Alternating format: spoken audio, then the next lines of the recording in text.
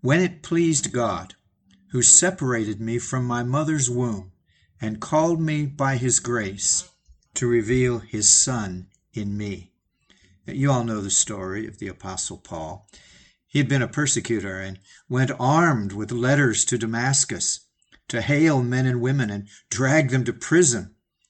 On the road there he saw a light exceeding bright above the brightness of the sun, and a voice spoke out of heaven to him, saying, Saul, Saul, why persecutest thou me?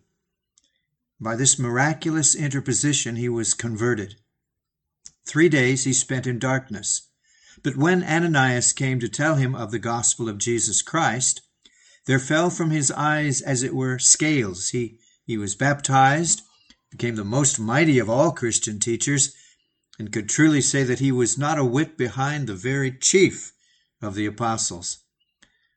Paul's conversion is generally considered so very remarkable for its suddenness and distinction, and truly it is. Yet at the same time, it's no exception to the general rule of conversions, but is rather a type or a model or pattern of the way in which God shows forth his long-suffering to them that are led to believe on him. It appears from my text, however, that there is another part of Paul's history which deserves our attention quite as much as the suddenness of his conversion, namely, the fact that although he was suddenly converted, yet God had had thoughts of mercy towards him from his very birth. God did not begin to work with him when he was on the road to Damascus. That was not the first occasion on which eyes of love had darted upon this chief of sinners. But he declares that God had separated him and set him apart even from his mother's womb, that he might by and by be called by grace and have Jesus Christ revealed in him. I selected this text not so much for its own sake, as to give me an opportunity for saying a little this evening upon a doctrine not often touched upon, namely that of prevenient grace, or the grace which comes before regeneration and conversion. I think we sometimes overlook it. We do not attach enough importance to the grace of God in its dealings with men before he actually brings them to himself. Paul says that God had designs of love toward him even before he had called him out of the dead world into spiritual life.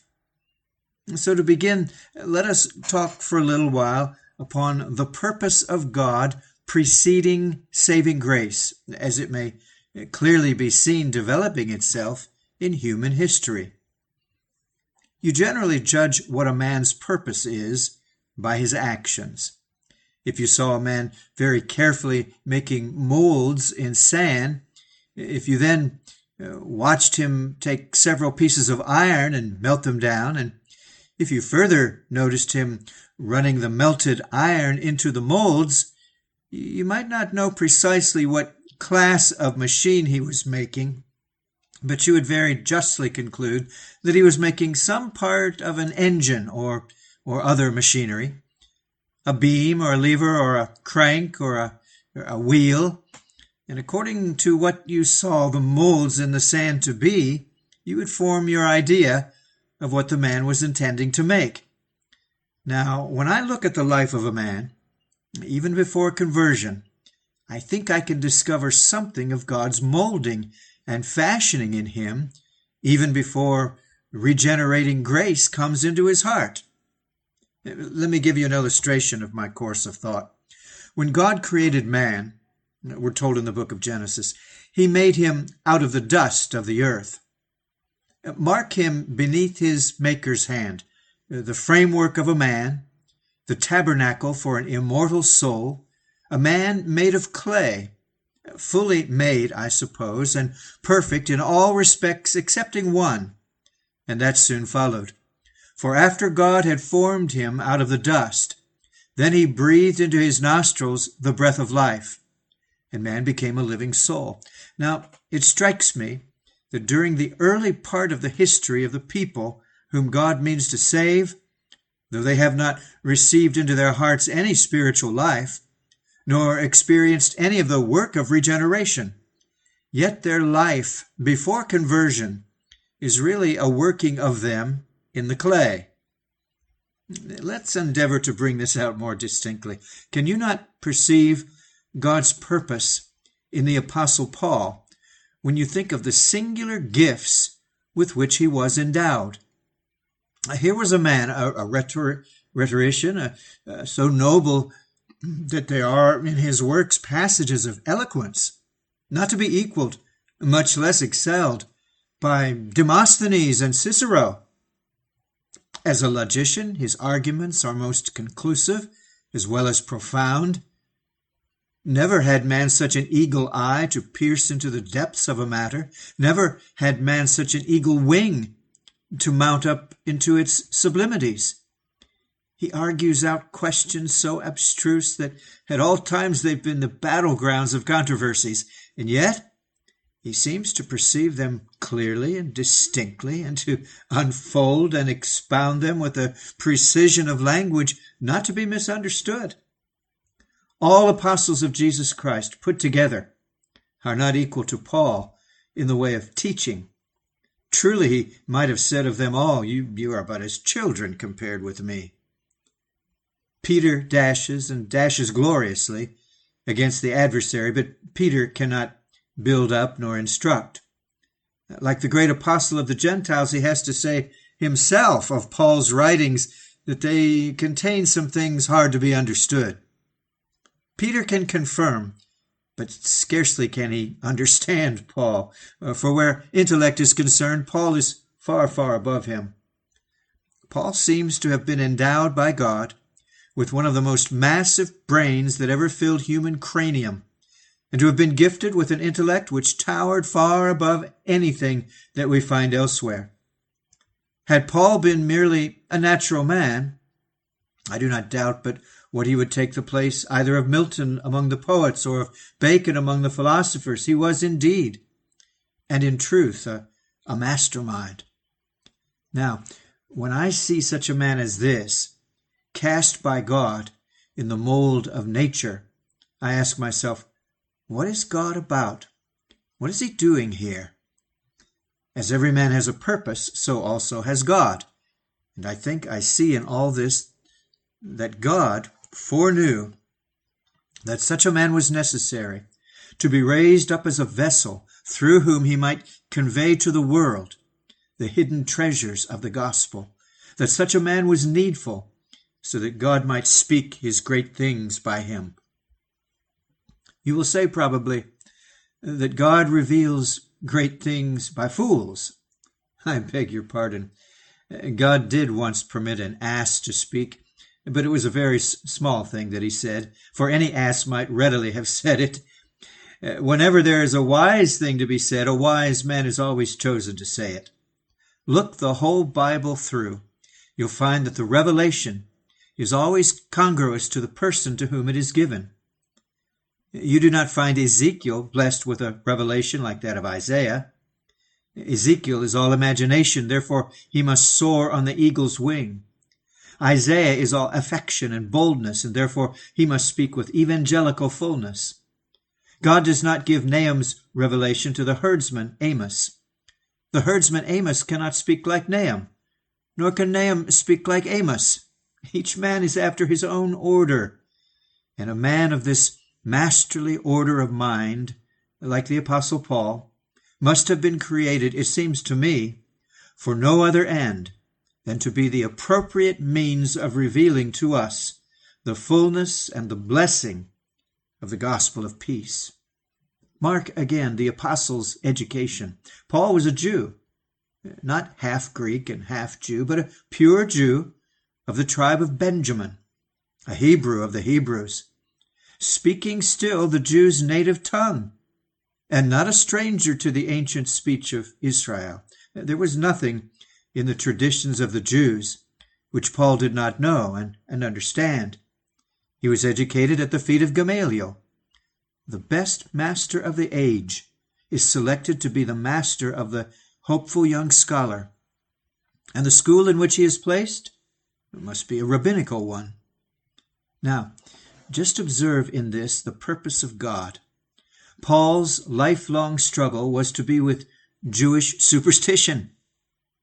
In Iconium, in Lystra, in Derbe, in Athens, in Corinth, in Rome, he must always be confronting the Judaizing spirit, and it was well that he should know all about it, that he should be well schooled in it.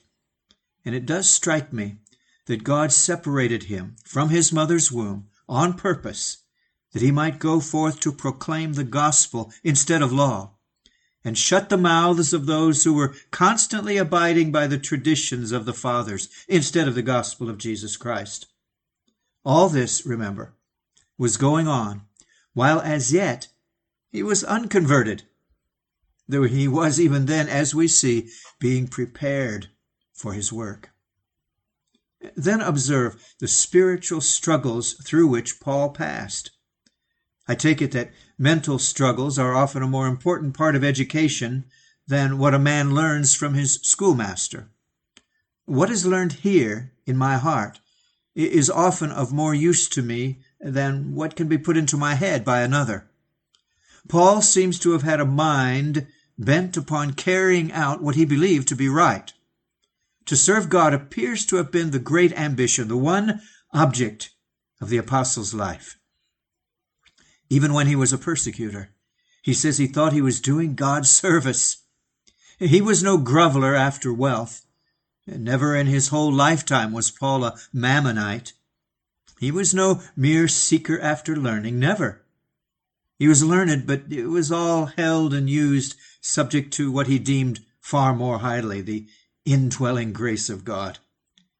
Even before he knew Christ, he had a sort of religion and an attachment, and an earnest attachment, too, to the God of his fathers, though it was a zeal not according to knowledge. He had his inward fightings and fears and struggles and difficulties, and all these were educating him to come out and talk to his fellow sinners and lead them up out of the darkness of Judaism into the light of Christianity. And then what I like in Paul, and that which leads me to see the purpose of God in him, is the singular formation of his mind.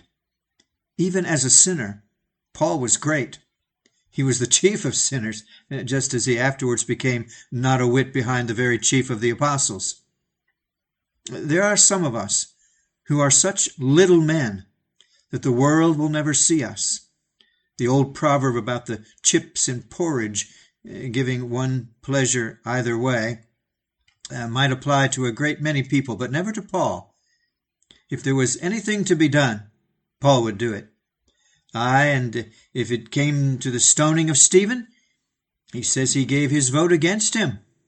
Though he was not one of the actual executioners, yet we are told that the witnesses laid down their clothes at a young man's feet whose name was Saul. He would do all that was to be done, and was a thoroughgoing man everywhere. Believing a thing to be right, Paul never consulted with flesh and blood, but girded up his loins, and wrought with the whole powers of his being, and that was no mean force, as his enemies felt to their cost. Why, as I see him riding to Damascus, I picture him with eyes flashing with fanatic hate against the disciples of the man whom he thought to be an impostor, while his heart beat with the determination to crush the followers of the Nazarene. He's a man all energy and all determination. And when he's converted, he's only lifted into a higher life, but unchanged as to temperament, nature, and force of character. He seems to have been constituted naturally a thoroughgoing, thorough-hearted man, in order that when grace did come to him, he might be just as earnest, just as dauntless and fearless in the defense of what he believed to be right. Yes, and such a man was wanted, needed, to lead the vanguard in the great crusade against the god of this world. No other could have stood forward thus as Paul did, for no other had the same firmness, boldness, and decision that he possessed. But I hear someone say, was not Peter as bold? Yes, he was. But Peter, you remember, always had the failing of of being just where he ought not to be when he was needed. Peter was unstable to the very last, I think. Certainly in Paul's day, Paul had to withstand him. Oh, he was a great and good man, but not fitted to be the foremost. Perhaps you say, well, but there's John. Would not John do? No, we cannot speak in too high terms of John, but John is too full of affection. John is the plane to smooth the timber, but not the axe to cut it down. John is too gentle, too meek. He's the Philip Melanchthon, but Paul must be the Luther and Calvin rolled into one. Such a man was needed, and I say that from his very birth, God was fitting him for this position. Before he was converted, prevenient grace was thus engaged, fashioning, molding, and preparing the man, in order that by and by there might be put into his nostrils the breath of life. Now, what is the drift of all this? A practical one. And to show you what it is, I will stay a minute here before we go on to anything else. Some of the good fathers amongst us are mourning very bitterly just now over their sons. Your children do not turn out as you wish they would. They're getting skeptical, some of them, and they're also falling into sin. Well, dear friends, it is yours to mourn. It is enough to make you weep bitterly. But let me whisper a word into your ear. Do not sorrow as those who are without hope, for God may have very great designs to be answered, even by these very young men who seem to be running so altogether in the wrong direction. I do not think I could go so far as John Bunyan did when he said he was sure God would have some eminent saints in the next generation, because the young men in his day were such gross sinners that he thought they would make fine saints.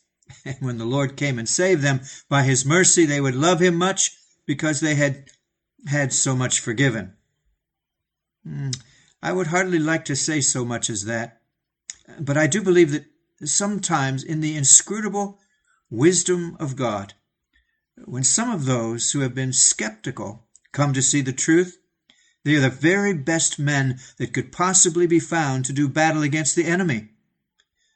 Some of those who have fallen into error, after having passed through it and happily come up from its deep ditch, are just the men to stand and warn others against it.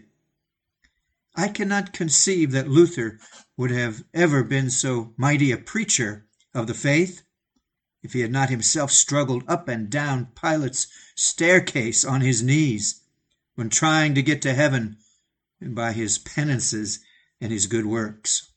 Oh, let us have hope. We do not know but what God may be intending yet to call them and bless them. Who can tell? There may be a young man here tonight who will one day be the herald of the cross in China, in Hindustan, in Africa, and in the islands of the sea. Remember John Williams wishing to keep an appointment with another young man who committed a certain sin. He wanted to know what time it was, and so just stepped into Moorfields Chapel. Someone saw him, and he did not like to go out, and the word preached by Mr. Timothy East, who still survives among us, fell on his ears, and the young sinner was made a saint. And you all know how he afterwards perished as a martyr on the shores of Erromanga. Why may there not be another such a case tonight? There may be some young man here who has been receiving a first-class education. He has no idea what for. He's been learning a multitude of things, perhaps a great deal, which it would be much better if he did not know. But the Lord is meaning to make something of him. I do not know where you are, young man, but oh, I wish I could fire you tonight with a high ambition to serve God. What is the good of my being made at all if I don't serve my Maker? What is the use of my being here if I do not bring any glory to him who put me and keeps me here?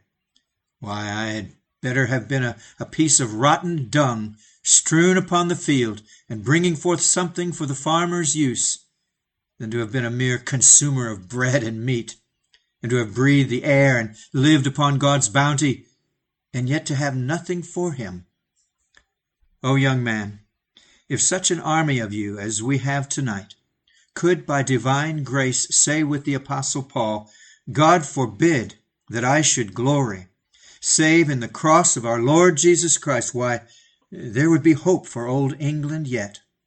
We would yet fling popery back to the 7 hills whence it came. Oh, that God would grant us this blessing. But if he should not be pleased to call all of us by his grace, yet may some here live to prove that they were separated from their mother's womb to God's work, and set apart that they might have the Son of God revealed in them, and might proclaim his gospel with power. We will now leave this point, but shall continue the same subject in another form.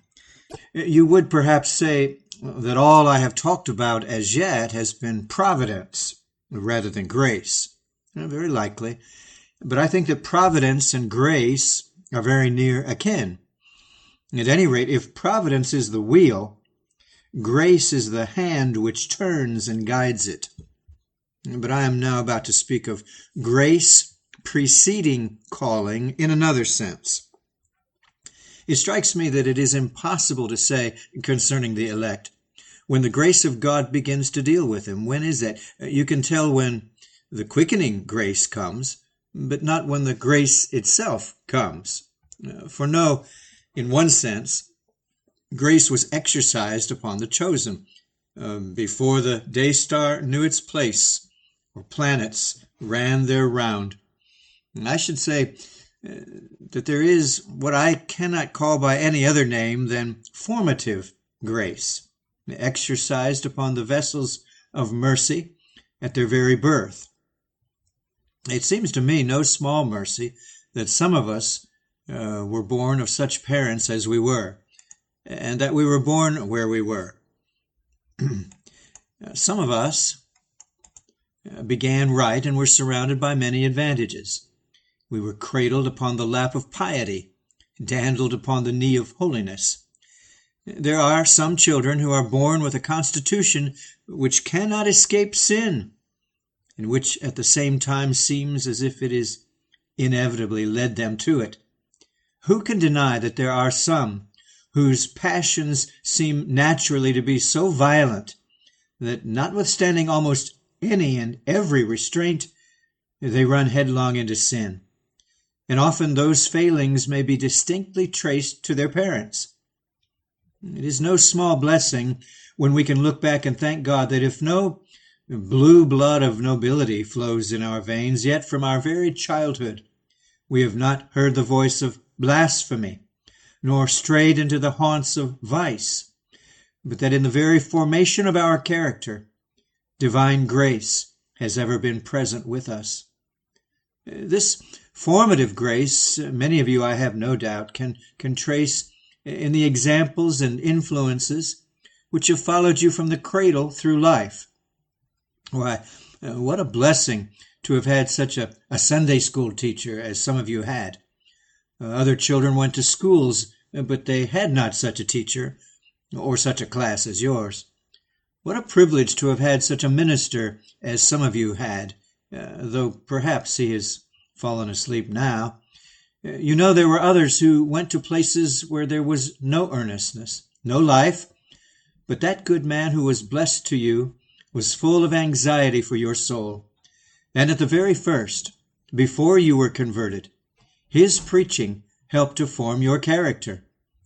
Why, it strikes me that every word I heard and everything I saw while I was yet a child or a youth had a part in the formation of my after life. Oh, what a mercy it is to be placed where a holy example and godly conversation tend to form the man in a godly mold. All this may be, you know, without grace. I'm not speaking now of the work of effectual calling, but of that prevenient grace, which is too much forgotten, though it so richly deserves to be remembered. Think, too, of the prayers which brought tears to our eyes, the teaching that would not let us sin so deeply as others, of the light which glowed in us, even in our childhood, and seems to have dispelled something of our natural darkness. Think of that earnest face that used to look so steadily on us when we did wrong, and of that mother's tear, which seems as if it would burn itself into our hearts when there had been something amiss that made that mother anxious. All this, though it did not convert us, yet it helped to make us what we now are, and unto God let us give the glory. Furthermore, while there was this formative grace, there seems to me to have gone with it very much of preventive grace. How many saints fall into sins which they have to regret even after conversion, while others are saved from leaving the path of morality to wander in the morass of lust and crime? Why, some of us were, by God's grace, placed in positions where we could not well have been guilty of any gross acts of immorality, even if we had tried. We were so hedged about by guardian care, so watched and tended on every side, that we should have been dashing our heads against a stone wall if we had run into any great or open sin. Oh, what a mercy to be prevented from sinning, when God puts chains across the road, digs ditches, makes hedges, builds walls, and says to us, "No, you shall not go in that way. I will not let you. You shall never have that to regret. You may desire it, but I will hedge up your way with thorns. Now you may wish it, but it shall never be yours." Beloved, I have thanked God 1,000 times in my life that before my conversion, when I had ill desires, I had no opportunities. And on the other hand, that when I had opportunities, I had no desires. For when desires and opportunities come together like the flint and steel, they make the spark that kindles the fire. But neither the one nor the other, though they may both be dangerous, can bring about any great amount of evil so long as they're kept apart. Let us then look back, and if this has been our experience, bless the preventing grace of God. Again, there's another form of grace I must mention, namely restraining grace. Here, you see, I'm making a distinction. There are many who did go into sin. They were not wholly prevented from it, but they could not go as far into it as they wanted to go. There's a young man here tonight. He will say, "How should I know? How should I know?" Well, I do know. There's a young man here tonight who wants to commit a certain sin, but he cannot. Oh, how he wishes to go, but he cannot. He's placed in such a position of poverty that he cannot play the fine gentleman he would like. Now, there's another. He wants to be dancing at such and such a place, but thank God he's lame. There's another who, if he had his wish, would have lost his soul. But since his blindness has come upon him, there's some hope for him. Oh, how often God has thrown a man on a sick bed to make him well. He would have been such as he was, even unto death, if he had been well, but God has made him sick, and that sickness has restrained him from sin. It is a mercy for some men that they cannot do what they would, and though to will is present with them, yet even in sin, how to perform that which they would, they find not. Ah, my fine fellow, if you could have your own way, you would have been at the top of the mountain by now, so you think. But no, you would have been over the precipice long before this, if God had left you climb at all. And so he's kept you in the valley, because he has designs of love towards you, because you shall not sin as others sin. Divine grace has its hand upon the bridle of your horse. You may spur your steed and use the lash against the man who holds you back, or perhaps it is a woman, and you may speak bitter words against that wife, that sister, or that mother, whom God has put there to hold you back. You cannot go on. You shall not go on. Another inch forward, and you'll be over the precipice and lost. And therefore God has put that hand there to throw your horse back on its haunches and make you pause and think and turn from the error of your ways. What a mercy it is that when God's people do go into sin to any extent, he speaks and says, "Hitherto shalt thou go, but no further. Here shall thy proud sins be stayed." And so there is restraining grace. We shall get still further into the subject when we come to what Dr. John Owen calls the preparatory work of grace. Have you ever noticed that parable about the different sorts of ground and the sower of the seeds? A sower went forth to sow, and some of the seed fell on stony ground. You can understand that because all men have stones in their hearts. Some fell on the thorns and thistles. You can comprehend that because men are so given to worldly care. Another part of the seed fell on the beaten path, and you can understand that. Men are so occupied with worldliness. But how about the good ground? Good ground? Is there such a thing as good ground by nature? One of the evangelists says that it was honest and good ground. Now, is there such a difference between hearts and hearts? Are not all men depraved by nature? Yes, he who doubts human depravity had better begin to study himself. Question: if all hearts are bad, how are some hearts good? Reply: they are good comparatively. They are good in a certain sense. It is not meant in the parable that the good ground was so good that it ever would have produced a harvest without the sowing the seed, but that it had been prepared by providential influences upon it to receive the seed, and in that sense it may be said to have been good ground. And now let me show you how God's grace does come to work on the human heart so as to make it good soil before the living seed is cast into it, so that before quickening grace really visits it, the heart may be called a good heart, because it is prepared to receive that grace. I think this takes place thus. First of all, before quickening grace comes, God often gives an attentive ear. It makes a man willing to listen to the word. Not only does he like to listen to it, but he wants to know the meaning of it. Here's a little excitement in his mind to know what the gospel tidings really are. He's not saved as yet, but it is always a hopeful sign when a man is willing to listen to the truth and is anxious to understand it. And this is one thing which prevenient grace does in making the soul good. In Ezekiel's vision, as you will recollect, before the breath came from the four winds, the bones began to stir, and they came together bone to his bone. And so, before the Spirit of God comes to a man in effectual calling, God's grace often comes to make a stir in the man's mind, so that he is no longer indifferent to the truth, but is anxious to understand what it means.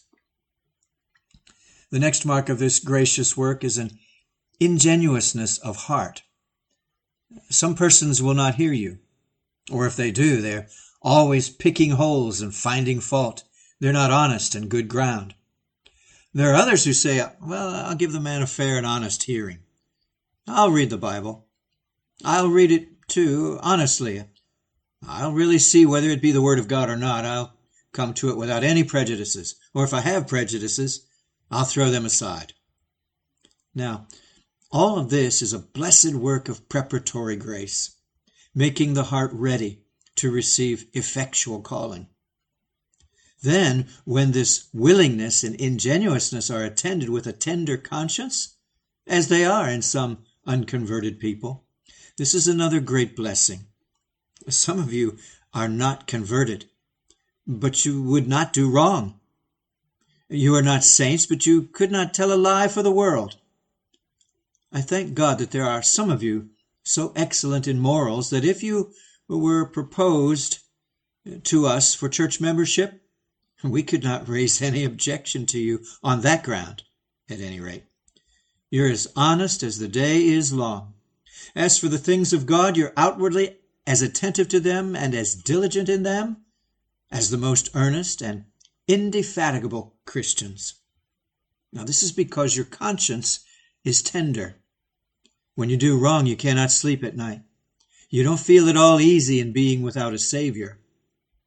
I know some of you do not. You've not come to any decision. The grace of God has not really made you feel your thoroughly ruined state.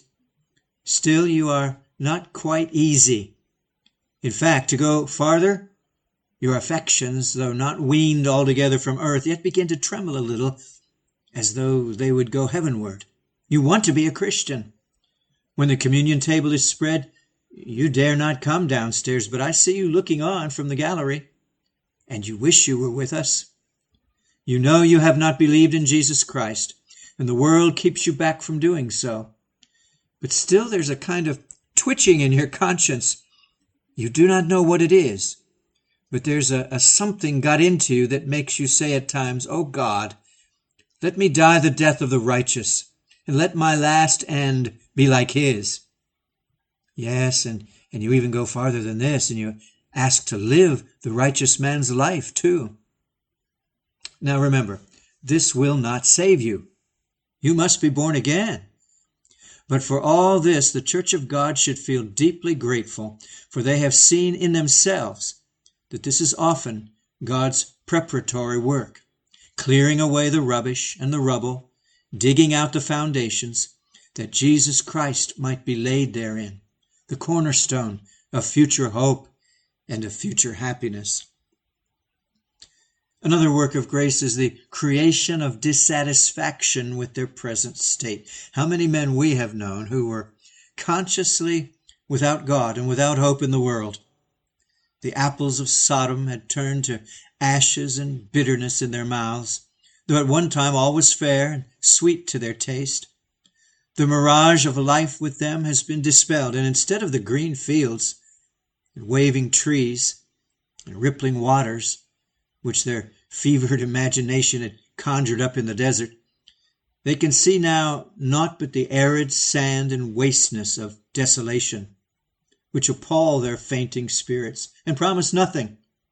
No, not even a grave to cover their whited bones, which shall remain a bleached memorial that vanity of vanities, all is vanity. Multitudes have been brought to see the deluge of sin, which has covered even the high places of the earth, and they find no rest for the sole of their foot. But as yet they know not of an ark, nor of a loving hand prepared to pull them in, as did Noah the dove in olden time. Look at the life of Augustine, how wearily he wanders hither and thither with a death thirst in his soul, that no fount of philosophy or scholastic argument or heretical teaching could ever assuage. He was aware of his unhappy estate, and turned his eye around the circle of the universe, looking for peace, not fully conscious of what he wanted, though feeling an aching void the world could never fill. He had not found the center, fixed and steadfast, around which all else revolved in ceaseless change. Now, all this appetite, this hunger and thirst, I look upon as not of the devil, nor of the human heart alone. It was of God. He strips us of all our earthly joy and peace, that shivering in the cold blast we might flee when drawn by his Spirit to the man who is as a hiding place from the storm, a covert from the tempest, in the shadow of a great rock in a weary land. Of course, I have not gone fully into this doctrine of prevenient grace, but I trust I've said just enough to waken the gratitude of all the saints who have experienced it, and to make them sing with greater emotion than they have ever done before the song, quote, "Determined to save, he watched o'er my path, when, Satan's blind slave, I sported with death." And now we come to the last point, which is Paul's actual calling by divine grace. All preparatory work of which we have spoken was not the source or origin of the vital godliness which afterwards distinguished that renowned servant of God, Paul. That came to him on a sudden. And beloved, there may be some here tonight who cannot discern anything in themselves of God's work of grace at all. I do not wonder at this. I do not suppose that the apostle could discern it himself, or even thought of looking for it. He was as careless of Christ as is the butterfly of the honey in the flowers. He lived with no thought of honoring Jesus, no desire to magnify him, but with the very reverse passion, glowing like a hot coal within his soul. And yet, in a moment, he was turned from an enemy into a friend. Oh, what a mercy it would be if some here tonight were turned from enemies into friends in a moment. And we're not without hope, but that this will be the case. Now, you have hated Christ, my friend. You've hated him boldly and decidedly. You've not been a sneaking sort of adversary, but have opposed him frankly and openly. Now, why did you do it? I'm sorry for your sin, but I like your honesty. What is there in the person of Christ for you to hate? Men hated him while he was on earth, yet he died for them. Can you hate him for that? He came into this world to gain no honor for himself. He had honor enough in heaven, but he gave it up for the sake of men. When he died, he had not amassed a fortune, not gathered about him a troop of soldiers, nor had he conquered provinces. He died naked on a cross. Nothing brought him here but disinterested affection. When he came, he spent his life in deeds of holiness and good. For which of those things can you hate him? The amazing loving kindness of Christ Jesus towards sinners should in itself disarm their animosity and turn their hatred of him to love. Alas, I know that this thought of itself will not do it, but the Spirit of God can. If the Spirit of God once comes in contact with your souls and shows you that Christ died for you, your enmity towards Christ will be all over then. Dr. Gifford once went to see a woman in prison. She had been a very gross offender. She was such a hardened reprobate that the doctor began by discoursing with her about the judgments of God and the punishments of hell. But she only laughed him to scorn and called him some bad names. The doctor burst into tears and said, Yet, poor soul, there's mercy for you, even for such as you are, though you have laughed in the face of him who would do you good. Christ is able to forgive you, bad though you are, and I hope that he will yet take you to dwell with him at his right hand. In a moment, the woman stopped her laughing, sat down quietly, and she burst into tears and said, Don't talk to me that way. I've always been told that I should be damned, and I made up my mind to be. I knew there was no chance, and so I've gone on from one sin to another. But if there's a hope of mercy for me, that's another thing. If there's a possibility of my being forgiven, that is another thing. The doctor at once opened his Bible and began to read to her these words. The blood of Jesus Christ, God's dear Son, cleanses us from all sin. The greatest brokenness of heart followed. In subsequent visits, the doctor was gratified to find that she was brought to Christ. And though she had to undergo a sentence of transportation for many years at the time, yet in after days the godly man saw her walking honestly and uprightly as a believer in Jesus Christ. Sinner, I wish that thought would bring thee to Christ. Oh, that thou wouldst know that he has chosen thee, that he hath separated thee for himself, to be his even from thy mother's womb. You have played the harlot, but he'll bring you back. You've sinned very greatly, but you shall one day be clothed in a white robe and wear the everlasting crown. Oh, blush and be confounded that you should ever have sinned as you have done. You've been a thief, a drunkard. You've brought your mother's gray hairs with sorrow to the grave.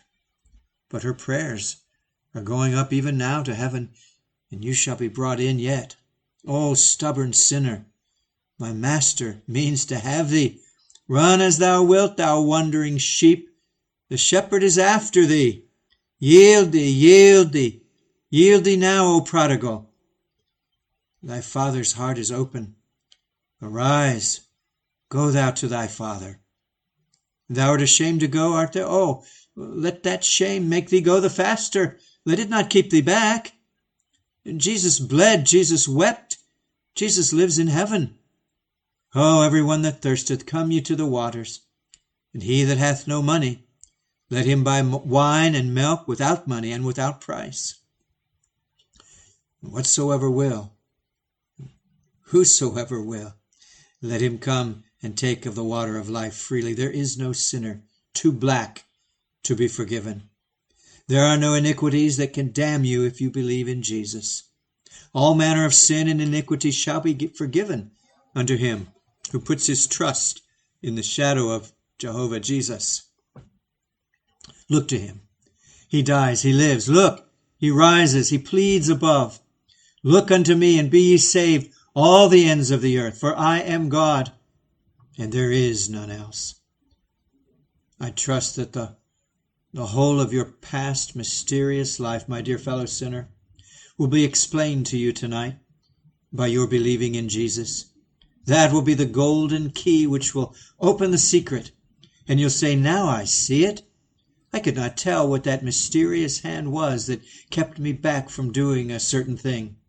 I could not understand why I was led into such a path, but now I know that it was to take me to the feet of the blessed Savior, where I might be happy forever. As you look back and think of all the dealings of divine grace and providence with you throughout your life, you will sing, Ah, who am I, that God hath saved me from the doom I did desire, and crossed the lot myself did crave, to set me higher. I must give one word of warning to those who are afflicting themselves with a notion that in order to true, real conversion, they must have a long course of agonizing soul conflict. You must mark that I am not teaching this. The new birth was instantaneous at once. Saul of Tarsus calls him Lord, and it's only 3 days that darkness rests upon him. This is the longest case recorded in the Bible. And how short a time in darkness and anguish that is, compared with the experience of some whom you are regarding as models on which God must act in your case. Remember that God is not the God of uniformity, though he is of union and peace. He may lead you at once into joy and peace, as Nathanael, who said as soon as he saw Christ, Rabbi, thou art the Son of God, thou art the King of Israel. God may, and doubtless has been, blessing you through his grace from your birth, but he needs not to plunge you many days in the cold, dark waters of conviction to wash away your sin. The blood of Christ at once can cleanse from all sin if you confide your soul to him. Believe, therefore, and you are at once justified and at peace with God. May the Lord bless you all for Jesus' sake.